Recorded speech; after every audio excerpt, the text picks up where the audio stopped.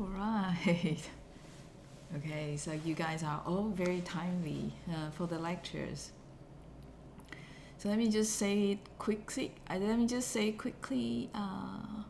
Good afternoon to you as well, Jen N, and Matt, and Zongmin. All right.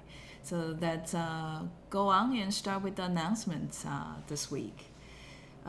So the assignments doing includes PA2. So you guys, most of you did great with PA1. And then there are 2 quizzes doing. So the load this week is a little bit lighter in terms of the quiz. But this is more just that you guys probably need a little break at week 3 to cool down, to calm down. Because the last couple of weeks can be a little bit chaotic. You're still trying to chase the courses you really like to add, right? I hope that good results for everyone. And finally, the class size converges to 38 students, which is a great number. But there is 1 student on the list who does not belong to any of the teams. So yeah, we might hear from the student a little bit later. All right, and regarding the recording of grades, okay. Oh, hi, Yinzi, as well as Anna, as well as Yuxuan, I believe. Okay, confirm your team members. I think it's just you and Anna. All right, and let's move on to point number 4. Okay, so throughout the semester, there's going to be a Google spreadsheet shared by all of us. Okay, unless other people have this link, they won't be able to see your grades. So keep this link secret among yourselves. And by the way, I've also deactivated the accounts on Slack who are not really in the class. Okay, good. Yuxuan, I think Anna just above you. It's just above you. Okay, all right. And try to be a little bit more understanding, because the exchange students, they are here not only, for the academics, but also for culture, food, and the people of Taiwan. So they might be spending more time to explore this place. So so priority is probably that. Okay, let's try to be understanding. All right, so there's a spreadsheet which I can show right here. So this is a Google spreadsheet. If you click into the link, you get to see the whole document. And this is almost like a big Excel file, but there are 3 separate sheets. First one called quiz. As you see that, our diligent TA, Aaron, has already updated the quiz recording. Good, we are getting everyone. By the way, Aaron and I distribute work. So Aaron will be recording whether you have completed the quiz. And Polly will be the one assigning, I like this answer, unique.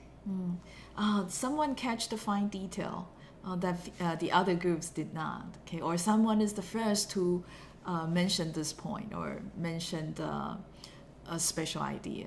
Then Polly will give extra credit. So I will highlight that team's quiz records with a yellow or sometimes orange mark. So orange mark means extra credit. That means the answer there from that team for that quiz is very thoughtful. Okay. All right, good afternoon. Yeah, let's be polite and nice to each other. Claudia, Tanya, Simon, and Victor, welcome. And so we do have a favor to ask of you. Could you please check your team number and student ID on the list here? I believe, so this is team number and then the student IDs of the team members. And so just let us know if anything needs to be corrected. And PA1 grades are already recorded, so I think sheet number 3 is the PA grade. As you see that, Team 11 made a minor mistake. If you want to know how come you deducted some points, here's why. Yeah, I think you guys are missing the logging time new.txt. You guys did have the logging time.txt, but I think there are some steps that you forgot to do to complete the PA. So my suggestion is also that the other team members log on to the account to check whether everything is okay. Also, in addition to the member who's assigned to work on the assignment, right? And I believe Emily here, so she started working on the PA a little bit late, just a little bit before the due time. So she had trouble logging into NTU's VPN. So hopefully she'll be able to catch up for PA2 and so on and so forth. So no submission, I think, is the reason. Yeah.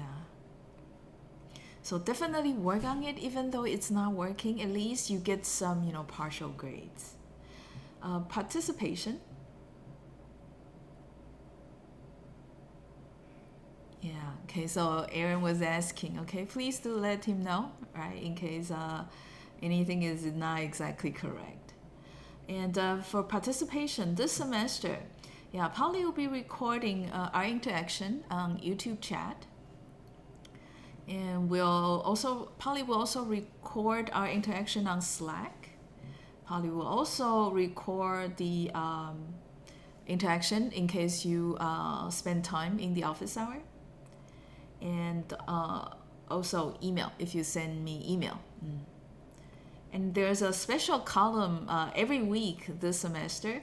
Interaction with TA counts as well, and equally as interaction with Polly. All right. So essentially, this is where you track progress. And so bullet number 3 here is that, sorry that Polly needs a bit more time to record the participation grades, same as Aaron. All right. Similarly, Polly needs also a little bit of time to mark the extra credit answers for each of the quiz. Okay, the first 2 weeks are messy for you. It's also quite messy for Polly. All right, good. And so, finally, the semester is settled. Your schedule is also settled. Polly's schedule is also settled. And that's keep a constant pace. I know the first 2 semesters, some of you, I can tell that you like the lecture style. You are very excited. Now, let's try if we could pay attention to the content when the videos are playing. And hold on to the questions. Ask after the video ends, and Polly or other students can try to answer. All right. Now, if it's question about, the audio video going bad, definitely raise those questions immediately. All right. Good.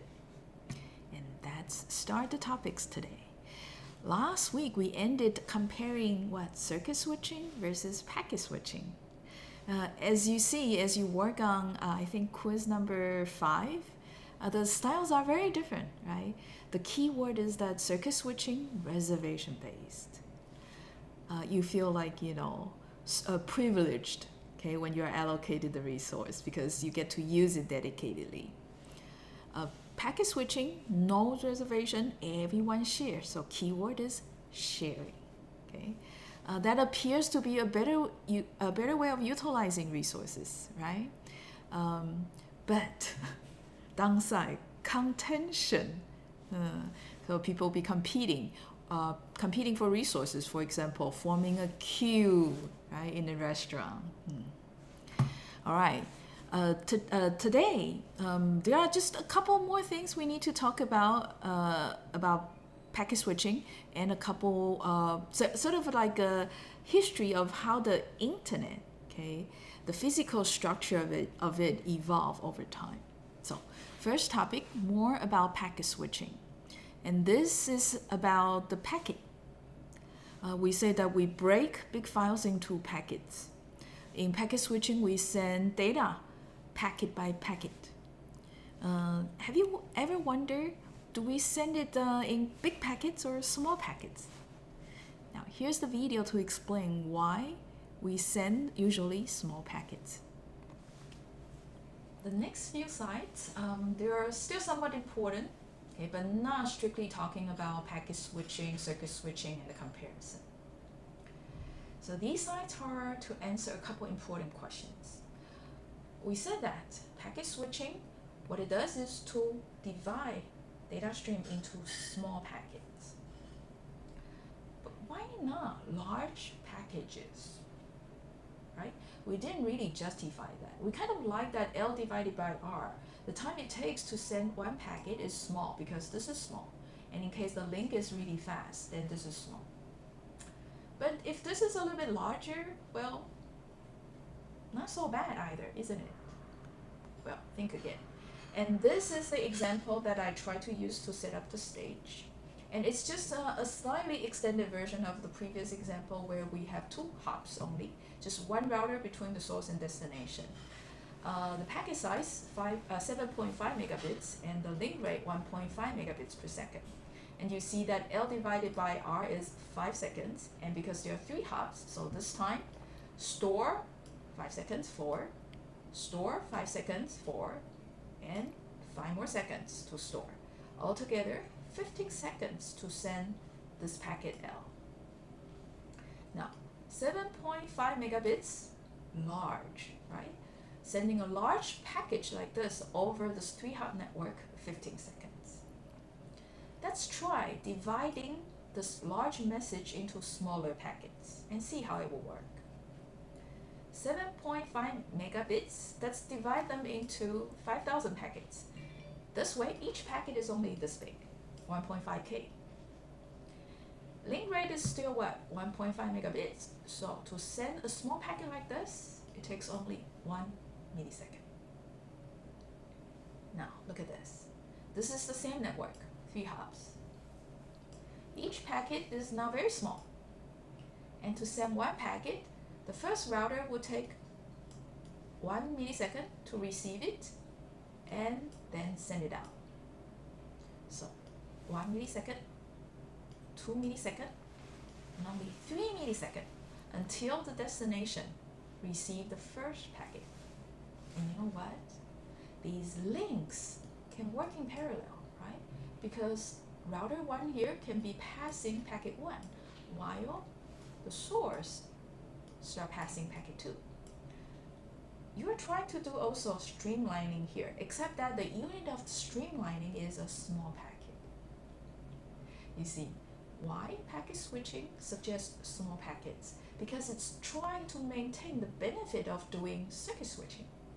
Unfortunately, we could not be streamlining bits, okay? But let's keep the packet small. Then we get to keep some of these nice properties in a circuit switch network. And having these links that can work independently is nice. We can pipeline or streamline the sending of the packets over the network. So each link works in parallel. And the overall delay in the end is what? 5,002 milliseconds, only 5.002 seconds.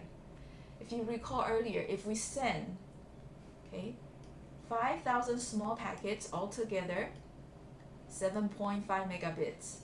Each hop, 5 seconds, and 3 hops, 15 seconds.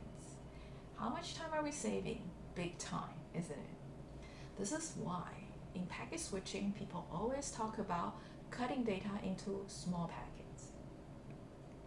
All right, but what about making packet really, really small, right? Is that necessarily good? Well, check out the next video. I'm going to talk about this notion called store and forward. You've heard about it, but why do we need to do this in a packet switch network? And why do we need to store packets first before forwarding it, right? This is one of the reasons that we still need to form packets. Why we cannot just streamline the bits. The reason has something to do with how the routers is working. So inside the router, there are 2 key functionalities. Two of these. First is routing. So there's some sort of algorithms there. The routers, given the graph of the network, computes the shortest route. At the end of it, we generate a routing table like this, a forwarding table like this.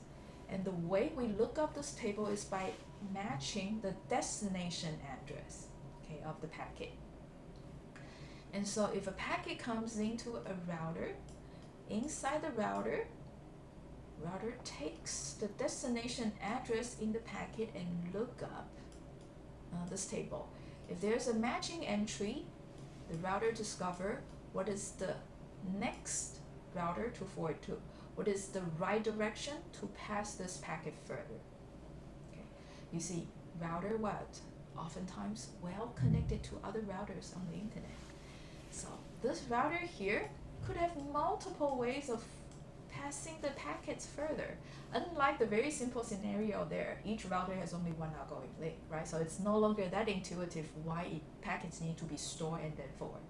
Now you see, packets need to be stored here, and then the router can look up this field and match this entry and then discover, okay, this packet is supposed to go out on network interface 2, this direction, to this router next.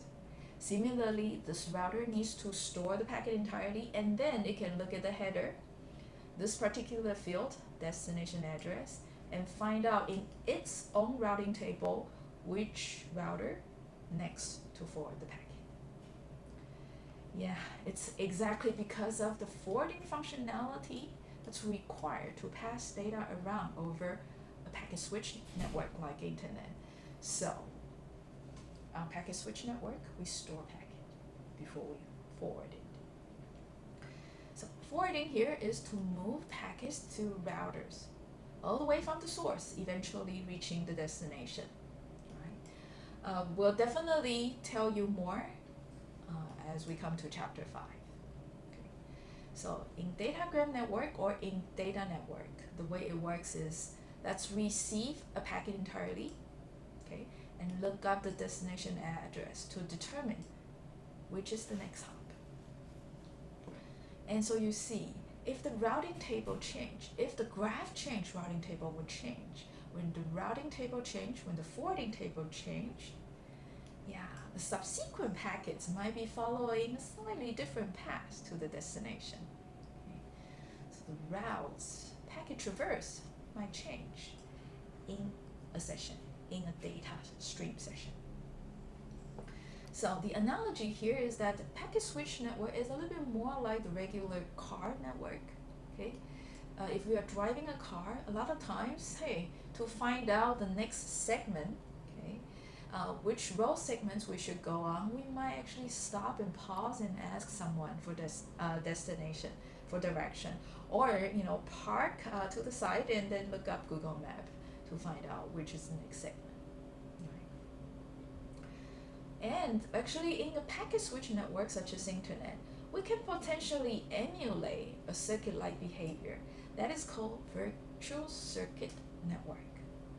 So instead of looking at the destination field in the packet header, we look at a very special header field called the virtual circuit ID field. Okay, so there's a tag there, carries a number. Okay, that number determines which is the next hop. So inside a packet, there could be many fields in the packet header. One is called destination. There's another one called the virtual circuit ID. And one can look up that field and decide which is the next hop. And how do we do that? We'll talk about that also in chapter 4 and chapter 5. And what's nice about this approach is that we can then try to ensure, okay, all the packets for that stream traverse a fixed path. In a way, packet number 1, 2, 3, 4, chances high that they arrive in order. In this case, in case routes might change, if the later route is shorter than the earlier route, chances there packet 1 might arrive after packet 2. So, packet switch network. To sum everything up, this is general communication network. 2 different flavors depending on which philosophy we design the core of the network. If we are going for a circuit core, it's called circuit switch network. If we are going for a packet-centric core, packet switch network. In circuit switch network, we know there are different ways of dividing resources into pieces, frequency division or time division. But either way, it's very regular following certain order. Things will need to be reserved. There's a call setup delay. It's good for long-lasting calls where you will prefer data not experiencing variation in delay, not experiencing losses. But this is very resource consuming. Each time we will not be able to allow many users going on at the same time. On the other hand, packet switch network, simpler, flexible, no idle resource, but we might have congestion. So that's the track datagram network. We look to the destination network address and then decide which is the next hop to forward. And so we need to store the entire packet, and so they might get queued, and they might get dropped in case there's not enough space in the queue. But we can also try to emulate a circuit behavior using the virtual circuit tech, which allow us to look up into the packet header field that's a little bit faster and streamline the process more or less and maintain packet arrival orders. Packet switching versus circuit switching. All right, so that was packet switching, essentially the video to summarize everything. Now, some of you might be asking, right, the reason that in packet switch network we do store and forward. That's because we need to store the packet, look into the packet header, the destination address, to decide which is the next router to forward the packet. But what about, right, store just the header and start looking and then forward immediately? What do you think? Would that work? Now that might speed things up a little bit, right? You store partially and then immediately after you get the destination address, you move on and try to decide which router to forward. You know what? That might work most of the time, because as these packets that are traveling the internet, some of the bits might get flipped. So in that case, if you just look at the packet header, the destination address, without doing the checksum of the packet, you are not quite sure if that destination that you discover storing just header is really correct. Okay, therefore, store the entire packet and then forward. Second is, now you know that for each packet, there's a header part and then the data part. So would it be really nice to have very small packet? It's probably not, right? Because the header part is fixed, right? You need destination and probably other things like the checksum bits. And if for a small packet, that means the proportion of the data bits part relative to the entire packet is low. That is also saying that the bandwidth we're consuming, a big portion of that is used just for the headers, not really for data. It's not actually efficient transmitting data this way either. So packet size, too big, not good. Too small, also not good. Next, let's check out the history, the evolution of the internet, the physical internet. Okay. First is how internet evolved until the last decade. Internet structure. It's a network of networks. Earlier we learned we have end systems at the edge of the internet. They're connected to the core through the access networks, which are part of these access ISPs. Now, some of these ISPs serve home users more. They're called the residential ISPs. Others serve companies and universities. They are more often being called institutions than ISPs. Well, either way, any two hosts in these ISPs wanting to send packets to each other, their access ISPs will need to be interconnected. As a result, we see a network of access networks. Over time, they grow pretty large and complex. And much of these growth is driven by the economics, and some of it driven by governmental or business policies. In the next few slides, what you will be seeing is essentially the evolution of the internet. What I'm drawing here is a bunch of these access ISPs, or I call access nets here on this figure. Let me just omit drawing the end systems because they're just going to be too much of them and the picture gets too messy. So the first thing the internet engineers are thinking is this: how are we going to interconnect these guys? Well, one obvious way is, how about connecting them all? But as a result, you see there are n square connections. And when the internet grows, adding one more access net, we'll need to add n extra links. So this is going to be a very expensive thing to maintain. And so internet engineers go with the other extreme. Everyone connects to one global ISP in the middle. So data come here, and the global ISP transits the data for the access net to the destination. Similarly, here. So in a way, the global ISP in the middle here is providing transit services to the access nets, which are the customers. Now, as the internet grows, as the number of these access nets grow, then there will be more paying for the transit services. Gradually, the global ISP will begin to see profit. And when business is profitable, you see competitors. So now we have not just one global ISP, but multiple global ISPs. So A, B, C here are 3 global ISPs. They're competitors, but unfortunately they also need to collaborate. Because what? Just like the access nets needs to be interconnected so that they can serve the end systems, their customers. ISP ABC will also need to interconnect so that they serve their customers, the access nets. All right, so must interconnect. There are 2 ways for the global ISPs to interconnect. First is to establish peering links among each other. The other is to connect through these IXPs, Internet Exchange Points.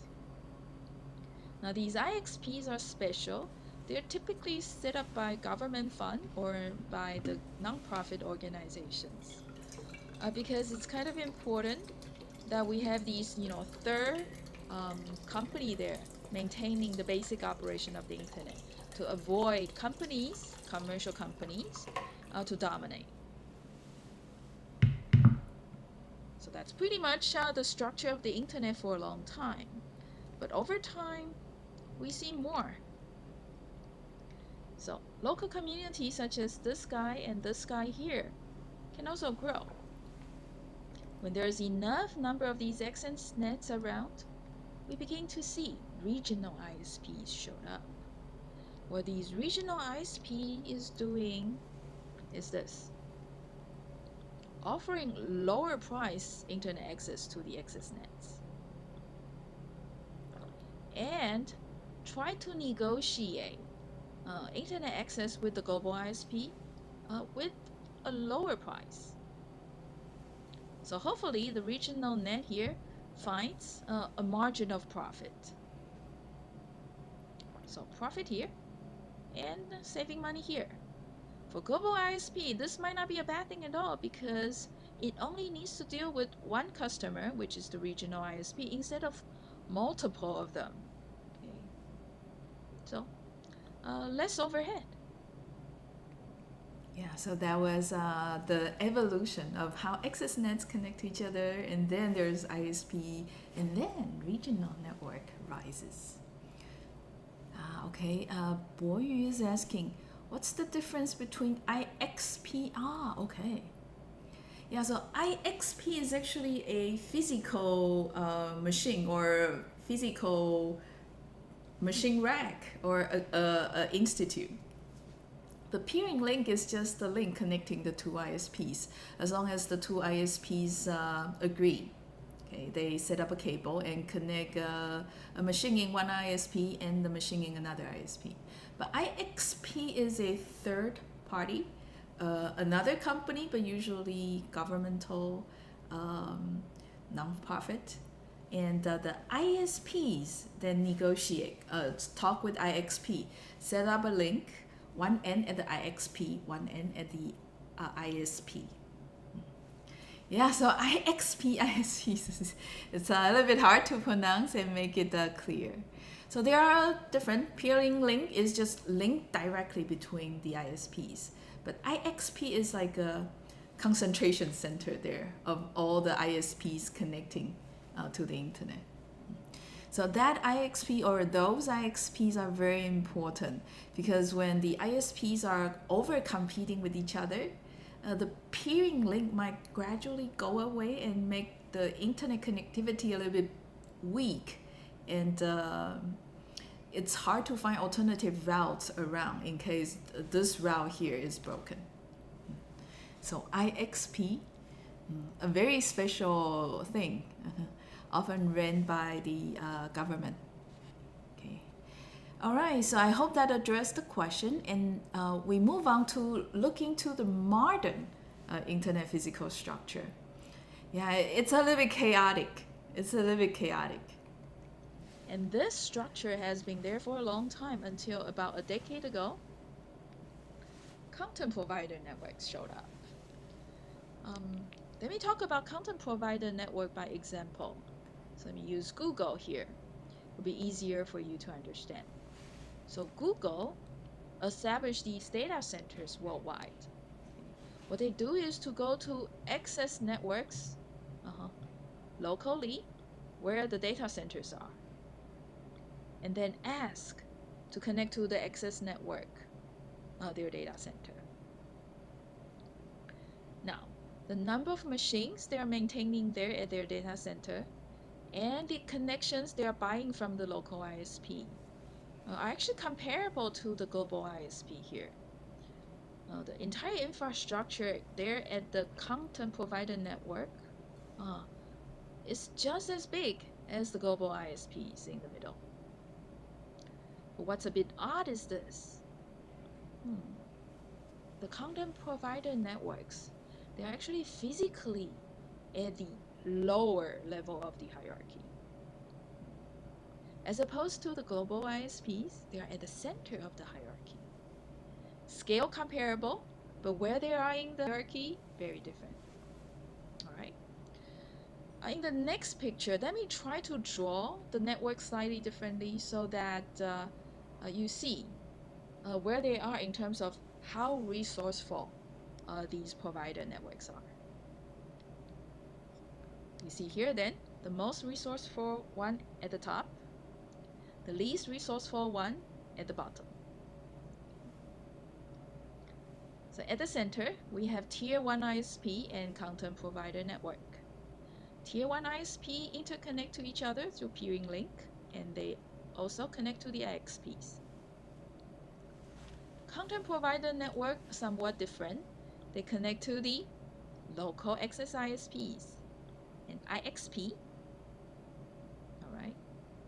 But keep in mind, this is not exactly absolute. Some Tier 1 ISPs might also have access ISPs connections. Google here, if this Tier 1 ISP offers a fair price, might also establish a connection. All right. Good. Now, the final slide is just to give you a rough idea what's inside a Tier 1 ISP. As I'm drawing here, it looks simple, but it's actually quite complicated. This is Sprint's backbone. Sprint is one of the major operators in the US. It's also a Tier 1 ISP. Each of these red dots is called a POP, point of presence. So the row there is pretty much like a data center in Google. It's a rack of machines. In this case, a rack of routers. Okay, so rack of these routers. They're interconnected between each other, and they are also offering connections to the customers. and some of them might be connected to other tier 1 ISPs. And these links are to go further up into the backbone, in the hierarchy of the backbone in Sprint's network. And this is internet structure, a network of networks. All right, so Sprint, as I said, it's one of the major operators in US, but that was a video recorded 3 years ago when the pandemic just started. Sprint, unfortunately, as of today, is defunct. It's actually merged into another big provider called T-Mobile. Okay. So many of the telecom companies oftentimes are also major internet access providers, ISPs. All right, and now we move on to the next subject in chapter 1. We'll talk about the performance of the internet, mainly how we assess the performance of internet or a network in general. So, starting from here, we'll focus our discussion mainly on the packet-switched internet. And 1.4 is to talk about the important metrics we care about designing protocols for it. That includes delay, loss, and something called throughput, which we'll talk about at the very end of 1.4. How do loss and delay occur? Well, let me draw your attention to the example below, that'll be easier. First kind of delay is happening here, in the packet that is going out, being transmitted out. That delay the packet is experiencing is called the transmission delay. That is the time it takes to transmit the packet, and we know how to calculate, don't we? It's packet size divided by the link rate. But there's a second kind of delay experienced by packets here before they get to go out. These are what? Packets waiting in a queue, waiting for its turn. And how can there be packets waiting in a queue? It actually happens quite often when the incoming rate exceeds the outgoing rate. So you see in the example, A and B sending packets actively together into the router. In case the aggregated arrival rate is higher than the outgoing rate here, then you will see there will be always packet here waiting to be transmitted, and therefore subsequent packets will need to what? Wait up. And that is queuing delay these packets are experiencing. Now the calculation of queuing delay is a lot more challenging than the transmission delay. It really depends on the arrival pattern before a packet comes into the queue. Okay, now if that pattern is reoccurring, predictable, then it will be easier to calculate this. Otherwise, very challenging. Now, that explains packet delays, where they might occur. Packet might get lost as well at the router, and it happens here. Focus on this thing here. It's the packet queue. The size of the packet queue is limited.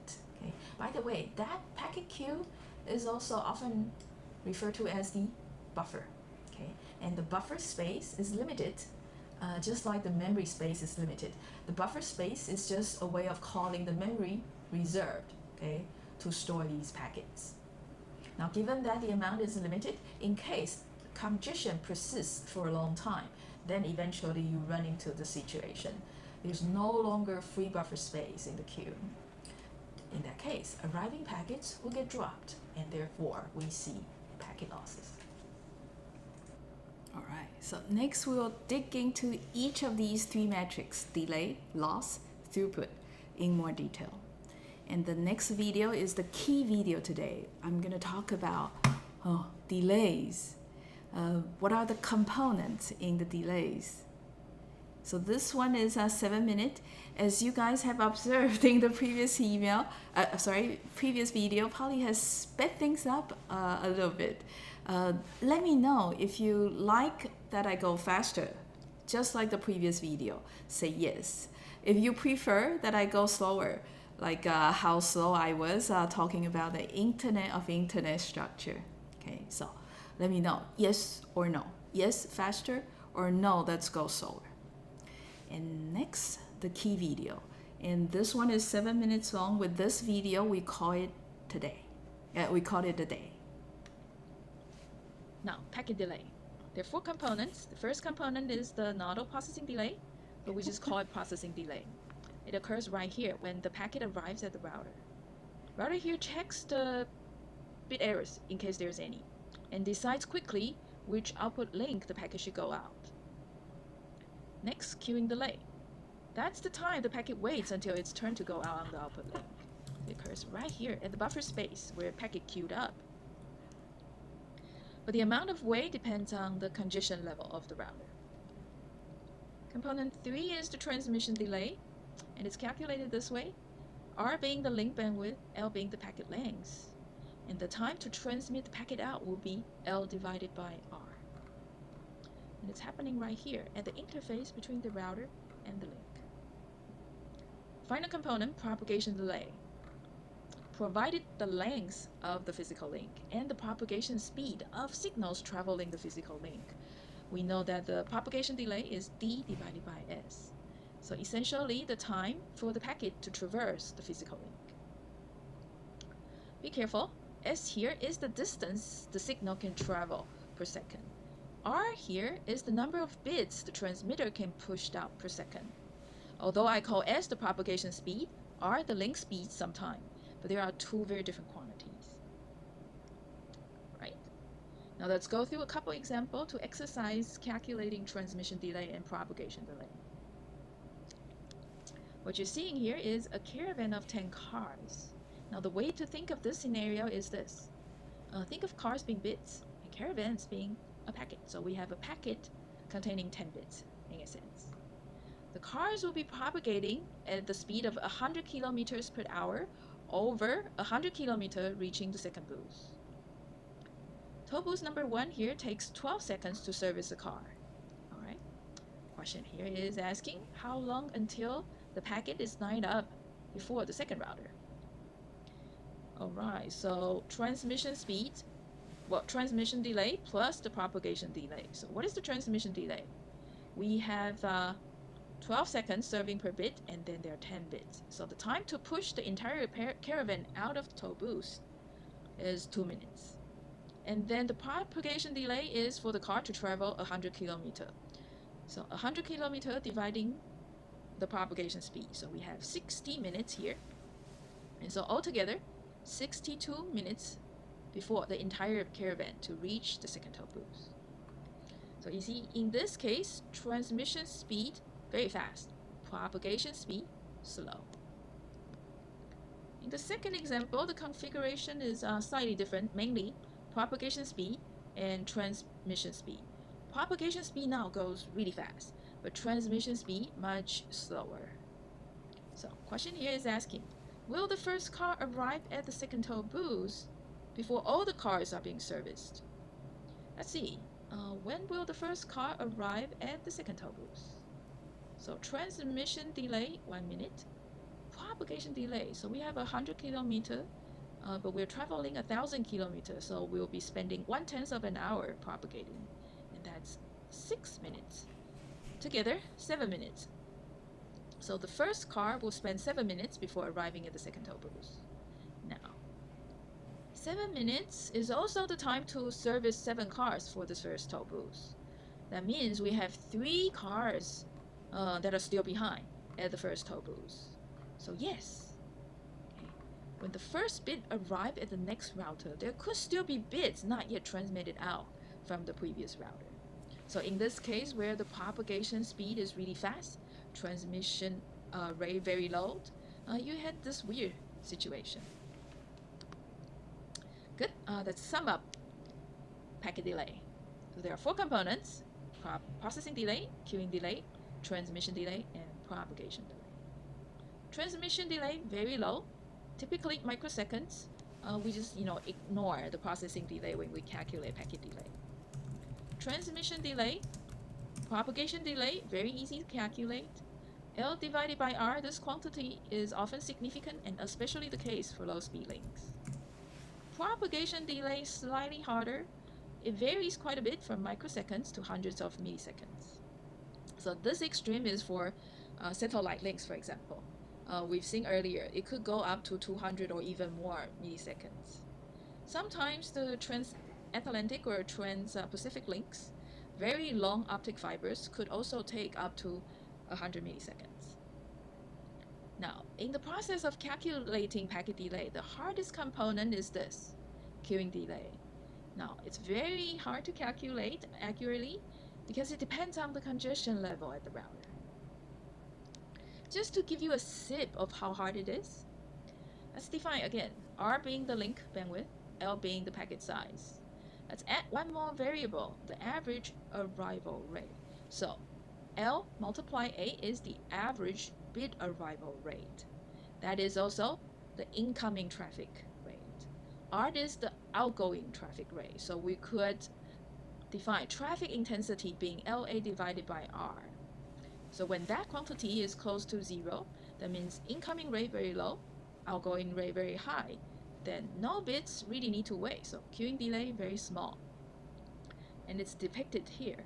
When LA divided by R is very small, queuing delay also very small. The other extreme is here.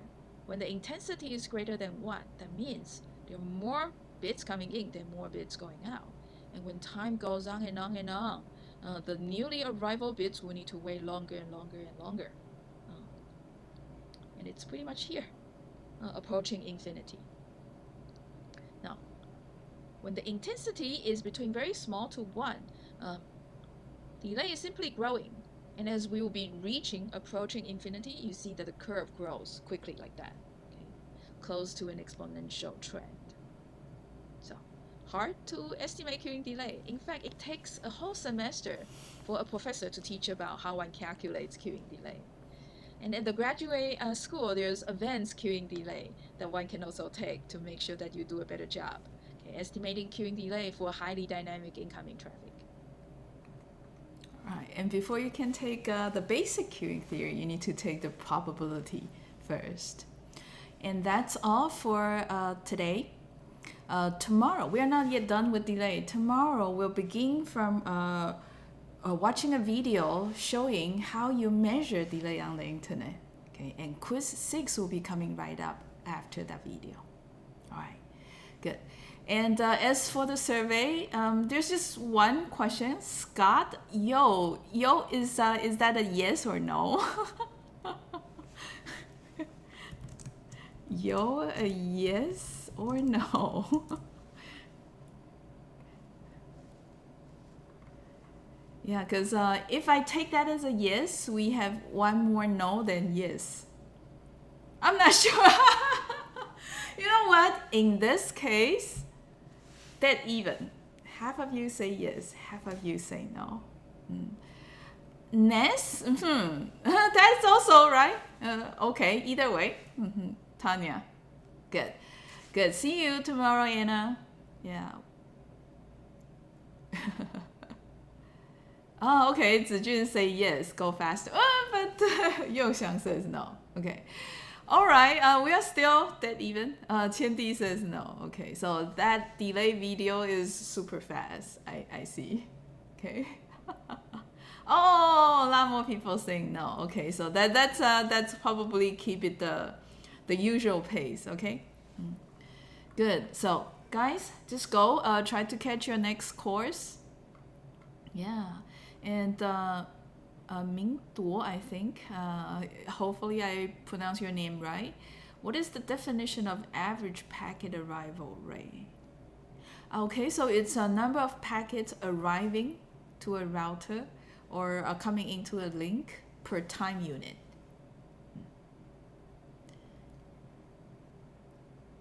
Yeah, then the average data rate will be packet size multiply this packet arrival rate. Okay, I hope that explains the question. Okay, Zijun says, oh no, okay. Got it, great, good. So, that's all. Bye, see you tomorrow.